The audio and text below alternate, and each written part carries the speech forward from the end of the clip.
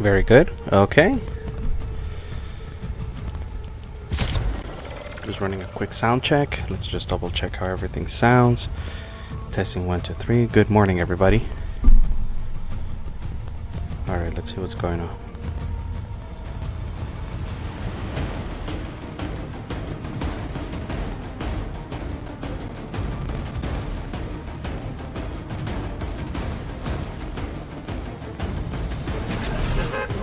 Alright, very good. I think it sounds pretty good.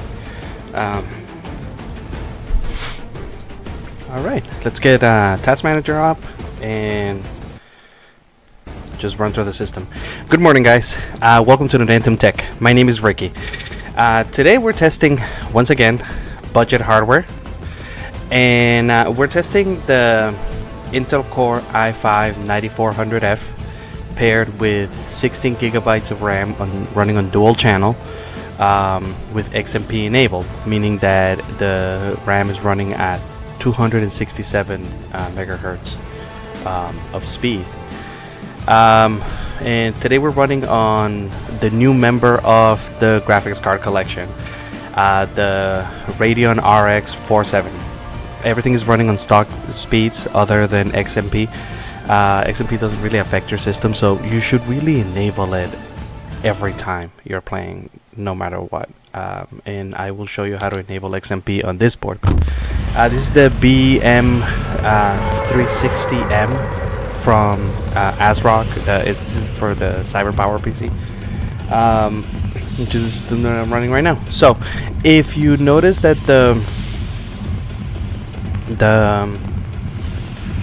temperature of the graphics card is a little high, then that is perfectly fine. That happens a lot with this card, because this is one of the it's the blower style version of the card, and I'm running with stock cooler on the CPU. So today we're running on performance settings with the Epic preset, unlimited frames, Epic preset, Epic distance, turn up the FPS. And I want to try to keep it consistent, so that way this will give you an idea of how this system performs. Next week I'm going to test the RX550. So that's what my collection of cards includes right now. It's only 3. So we have the RX470, RX570, in the GTX 1660. Those are the 3 cards I'm going to test with Fortnite. And this will give me a chance to test the new map. This is actually the first time I'm landing on the map. So that's pretty exciting. Ooh, run away! Yes, there is somebody over there.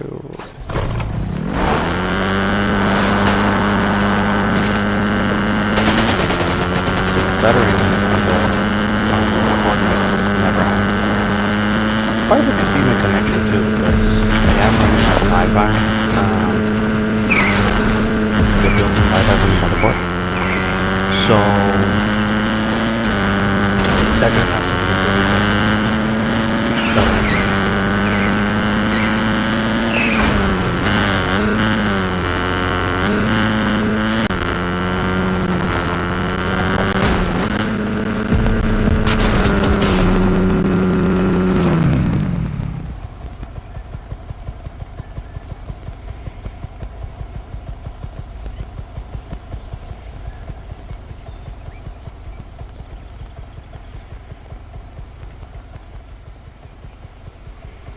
Let's see. I'm also checking the settings for the sound while we're at it.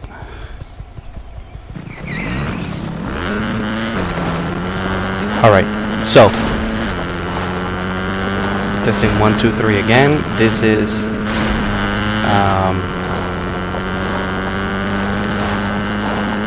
yeah, much better. Okay, I like this better. Let's go to a good vantage point.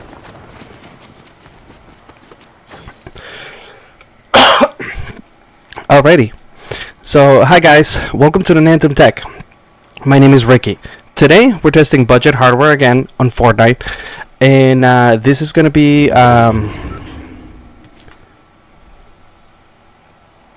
so today we're running the system within. Today's system is running an Intel Core i5-9400F paired with 16 gigabytes of RAM on dual channel with XMP enabled.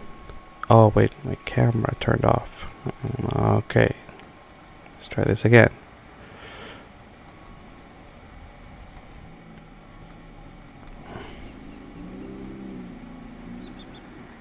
That's not what I wanted.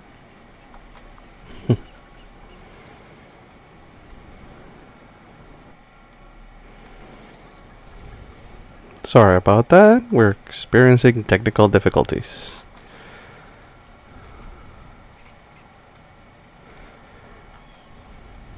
This is what ends up happening if you end up using a separate PC for streaming, and I'm kind of doing it that way, so that way the I take away as little of the resources of the PC to run the game as possible, to give you an idea of the kind of performance you could expect if you're running the game on without anything else going on. If you ever consider getting into PC streaming on streaming for gaming, you should really look into the possibility of getting a second PC, because this will give you a place where you can edit and also have everything running into, and then the system is not being taxed by the performance of the like OBS and things like that running in the background. So you do end up gaining a lot by getting a capture card and just have everything else be separate. That's my suggestion. And if you guys want to see me set up anything like that live with the settings that I have, be happy to show you.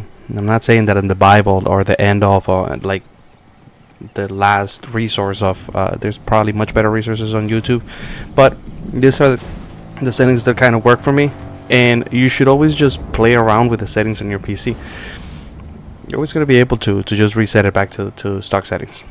Anyway, let's go back to the settings. So today's system is running with an Intel Core i5-9400F paired with 16 gigabytes of RAM running on dual channel with XMP enabled, running at 2667 megahertz in the speed, and running with the Radeon RX470. This is the 4 gigabyte variant of the card. You can see that over here. Right now we're utilizing 2 gigabytes of the RAM, but up here on the overlay on the upper left hand corner, you have, starting from the left, you have the CPU temperature, the GPU temperature, the percentage of the GPU that's being used to render the frames that we're having right now, and the voltage that's being used at the moment. I consider that to be the essential metrics that you kind of need to know whenever you're running. Specifically, the most important one is the temperature. Now, right now we're running the game with unlimited frames. When you run the game, you should consider limiting the frames that your system is generating, because this will allow you to get your graphics card to slow down, and it'll also cut down on the stuttering.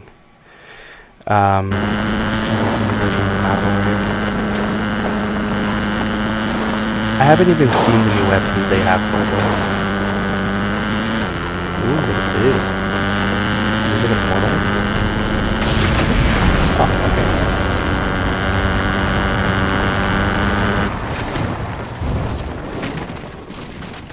Okay, where are you?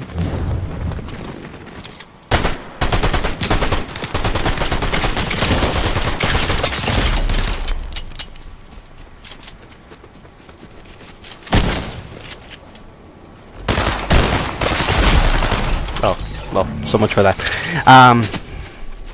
Yeah, so right now we're running on Epic settings, on performance settings, and I'm kind of starting off with this just to kind of prove a point as to how much the performance can change when you actually render down to the resolution that your monitor can actually deliver. So right now, just take a look at the overlay with the performance what kind of performance we're getting, and now I'm gonna lock the FPS. I have a 75 hertz display monitor, so I'm gonna turn on VSync, which is gonna enable me to sync the resolution with the resolution of the monitor. So then you can see the kind of performance that you can get once you do that. Eventually the card is going to settle onto its own. The RX470 is a budget card, and it isn't a powerhouse by any stretch of the imagination. I actually paid $30 for this card. So, but it's a good entry-level budget hardware that you can use if you're getting into PC gaming. A lot of the CPUs, the i5, the 9400F, you have the 9500, or there's like a T version of the CPU as well. It'll give you very similar performance. The speed will affect the frame rate. Consider this kind of like the worst case scenario to an effect, because the card is not well balanced. The CPU is a little bit too powerful for it. Think of the famous bottleneck concept that you hear other streamers talk about. That is a real thing. That's what happens. Now, when you notice now that we actually have turned on VSync, and the graphics card is only rendering up to 75 Hz to match the resolution of the display, temperature goes down, the percentage of the amount of the GPUs being used stabilizes, and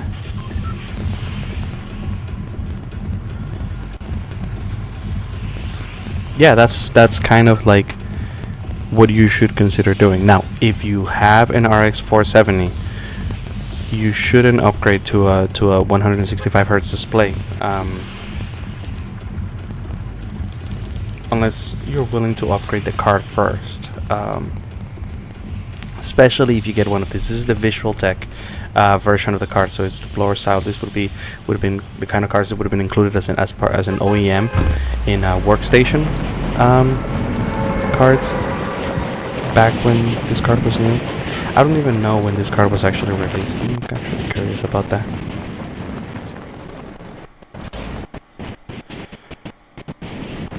This is the Visual Tech.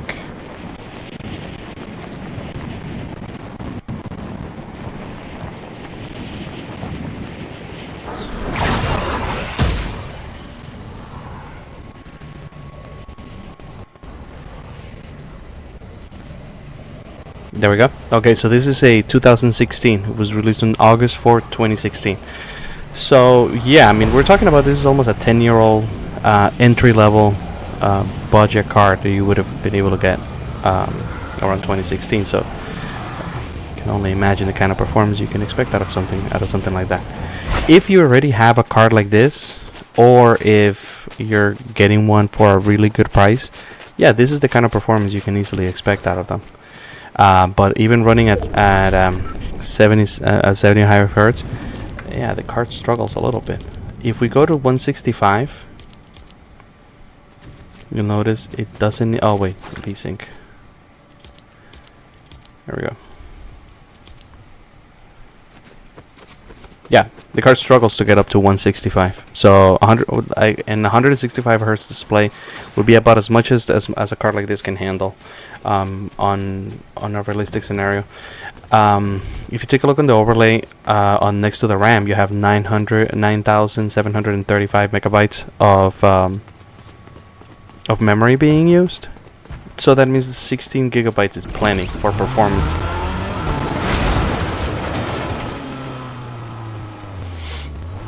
I kind of want to take a look at DirectX, but DirectX 12, but unfortunately I'm kind of running out of time. Not so much. Hi there.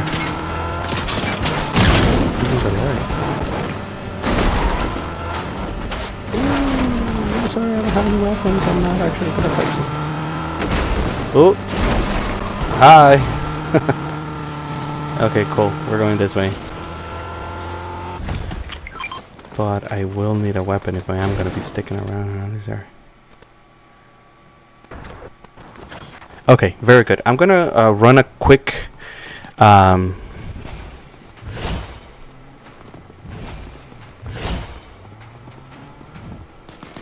very good. So I'm gonna run a quick headless benchmark because the camera is giving me problems. Try to fix that on edit. You can catch a video with the edited version of the benchmark run.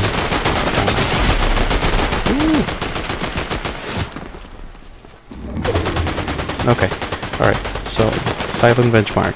Thank you so much for watching, guys.